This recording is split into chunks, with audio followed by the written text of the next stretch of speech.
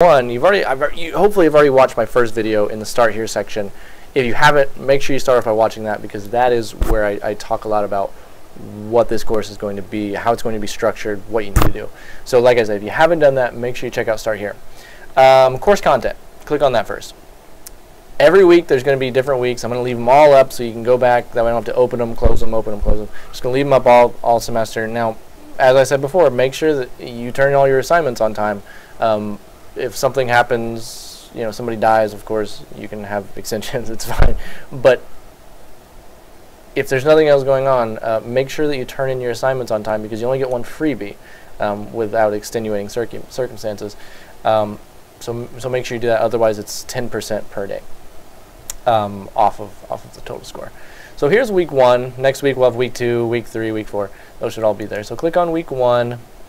And this is the first thing you're going to need to do. I usually put them in order. So if, for instance, you see week 1 reading, always do whatever's on top. Do that first. So this week it's the reading. So do your reading first. Then watch the Ethos, Pathos, Logos video. Then look at the purpose, audience, and genre. And then take a look at the rhetorical situation. And then the assignments usually come on bottom. So just do them in the order that they're found here. So the first thing is the reading is Perspectives on Argument. This is the book right here. Chapters 1 and 2, they look like, if you're having trouble finding them, which I hope you aren't, since it's the very first chapter.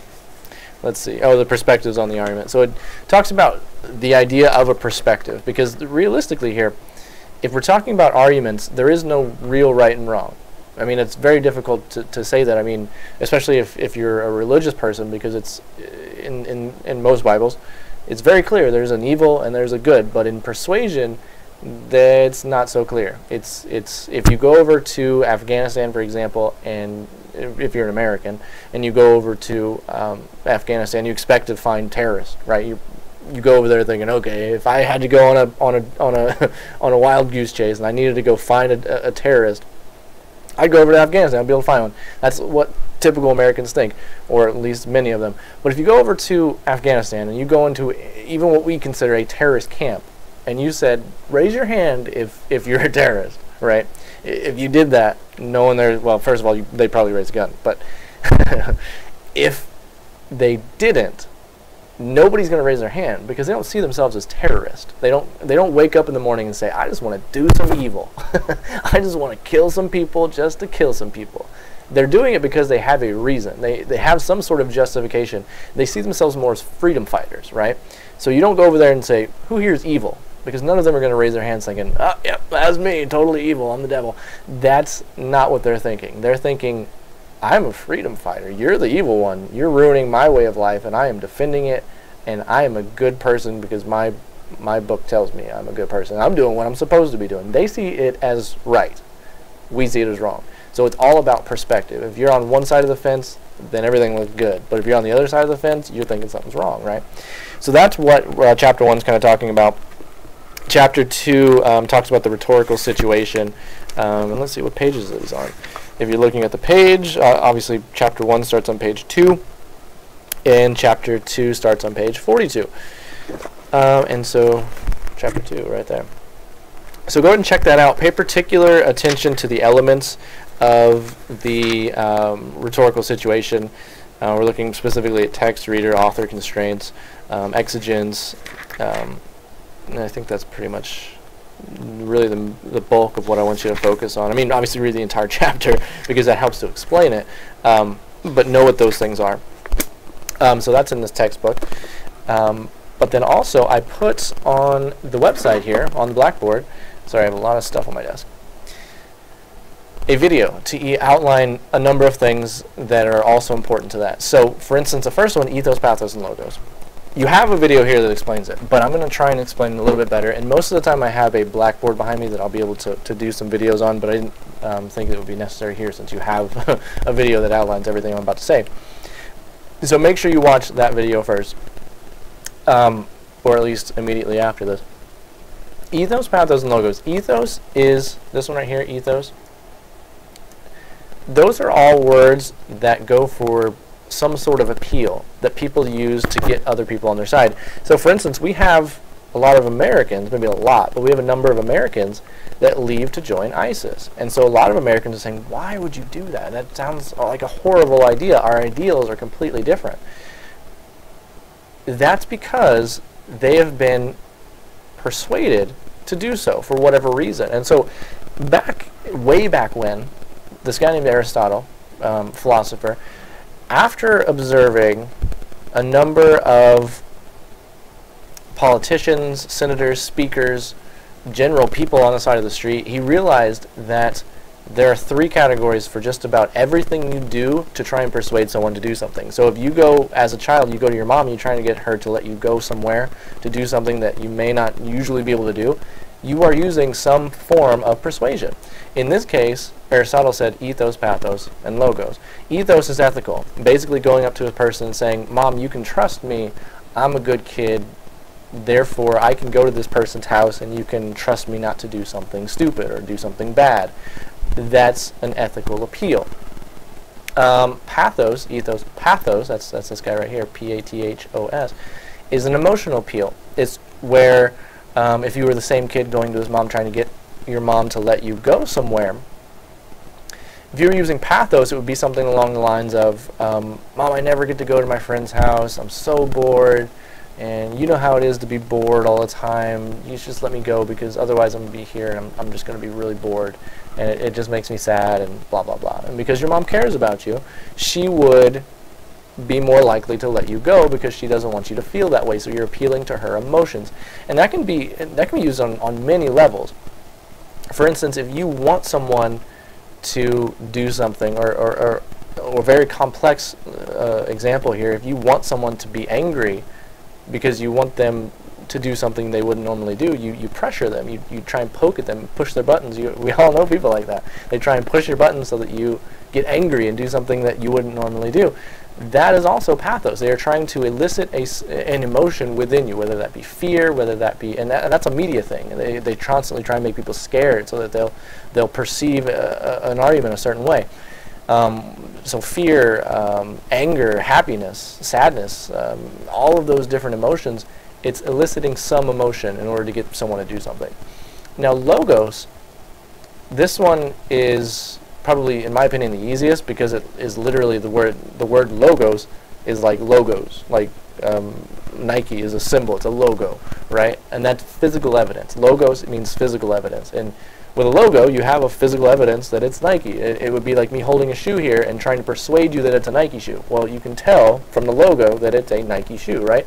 That's my logos. That's my logical appeal. That's what logos would be.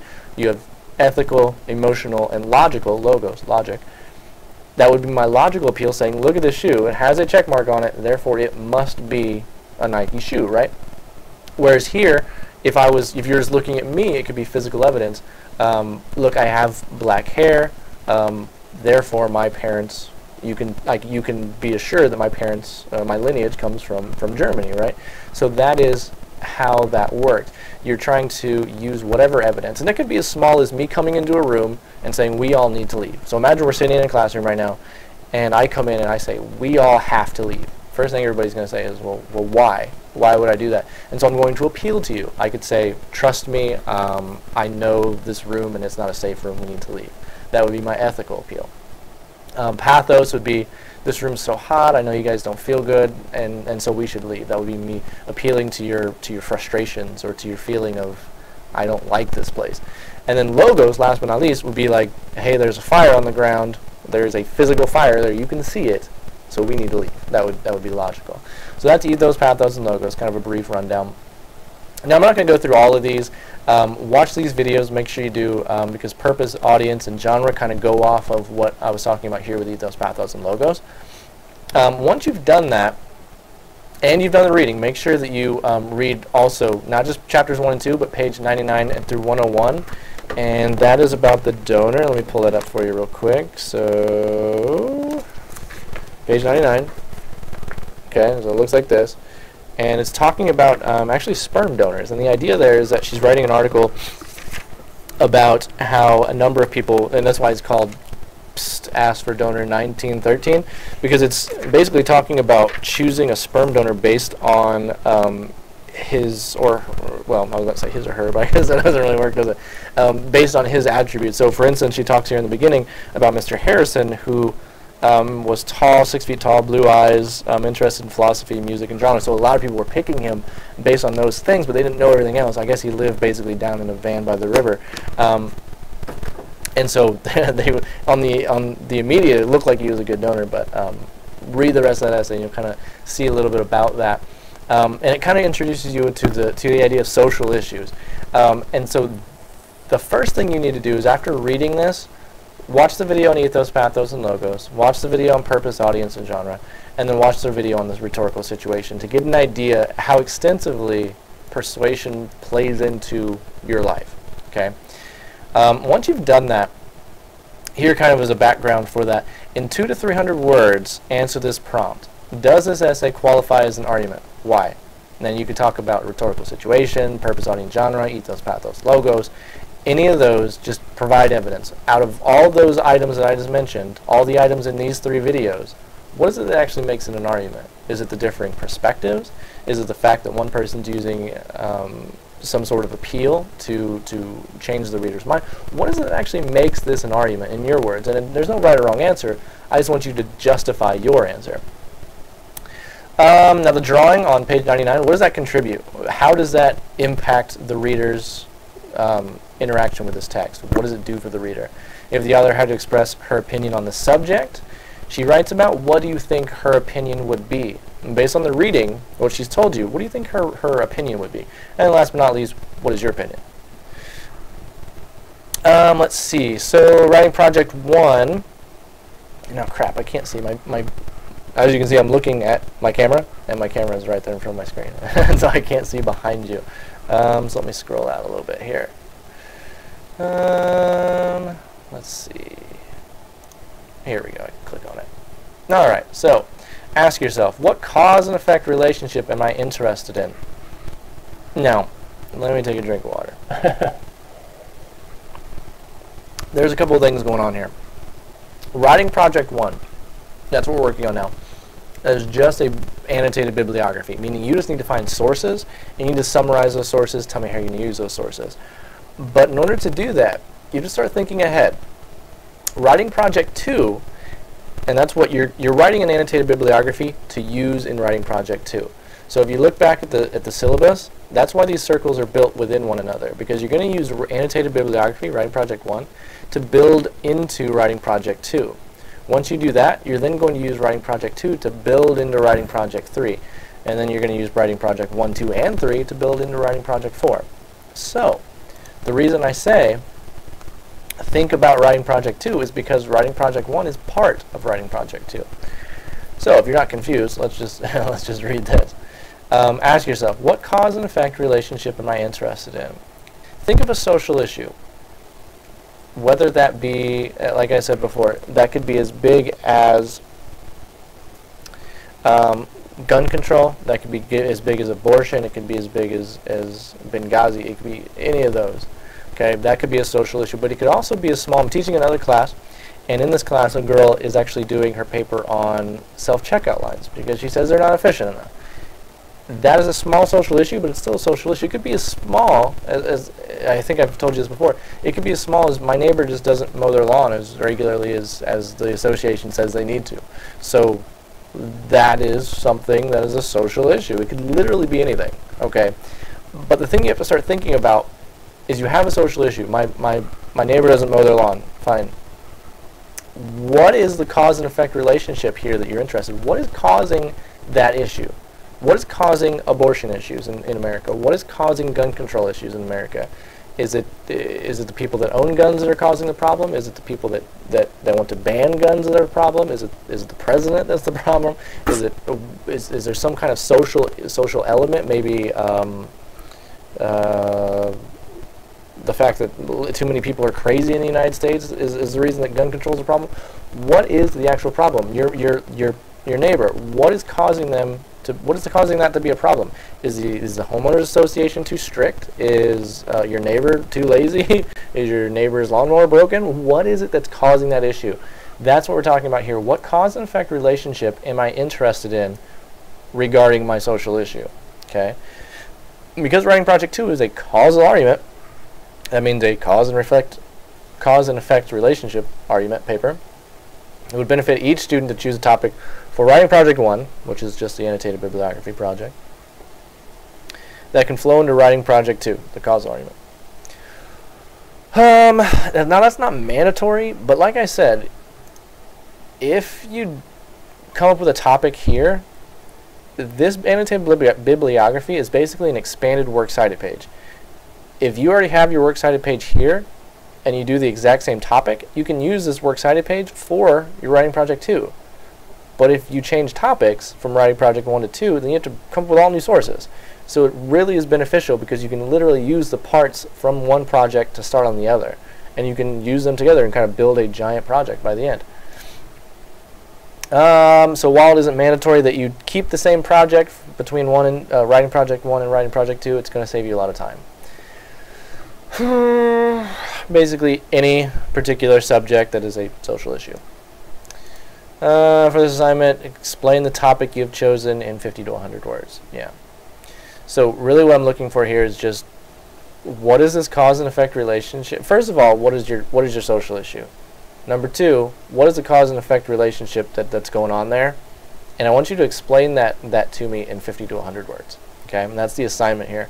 So you could come down here, you could type it in the comments, or you could pull it up in Word and then attach it to the browser. However you want to do it, just submit it here. And I know a lot of people have already submitted assignments, so if you have and you happen to do it wrong for whatever reason after hearing this video, like, oh crap, I did something wrong, make sure you go back and change it. It's still plenty of time. You can always submit your assignments over and over and over again until the due date. So do that if you need to. Now that is the Writing Project 1 topic, the Writing Project 1 discussion board. Now the only thing I have left is the Writing Project 1 guidelines, but in an effort to keep this video kind of small, I'm going to end this video here. That's all the assignment you have to do for the week. Just really these 2 assignments, week 1 discussion and week 1 topic. Now one thing is too that I mentioned, that I forgot to mention, and just basically to summarize, week 1 discussion board, answer this prompt in 200 to 300 words. Make sure after you've answered that prompt that you reply to someone else's initial posting. So you're going to post say 250 words. You're going to answer the question in 250 words. Somebody else is going to answer the question in 250 words. You need to come over here and reply to what they said. Do you agree with it? Do you disagree with it? You have to give it some substance, though. At least 50 words. Don't just say good job, I agree, thumbs up. Explain your perspective. Give a little substance to it.